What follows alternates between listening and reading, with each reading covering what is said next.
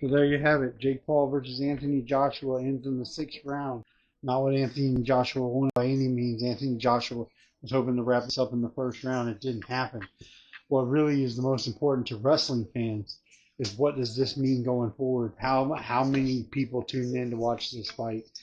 I talked about this earlier today.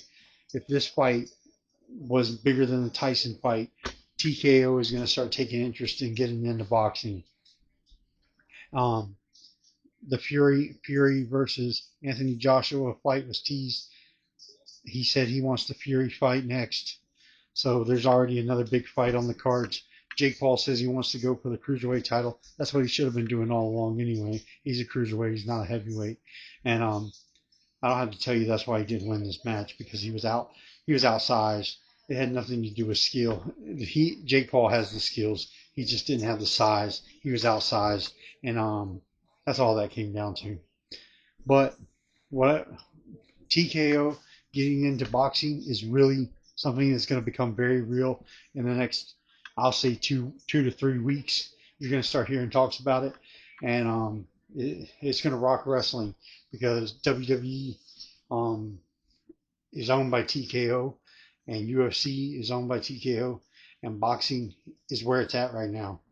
And I think if TKO takes an interest in boxing, it's going to put UFC and WWE on the back burner.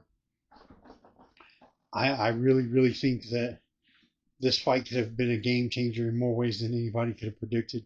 And I'm particularly talking about that, TKO getting involved in boxing. I think that there's talk of MP, most valuable promotions, dissolving if that was to happen. And obviously, Logan Paul, Jake Paul's brother, there's some big money fights out there that people want to see. And Logan's in it for the money too. So he's going to go where the money's at.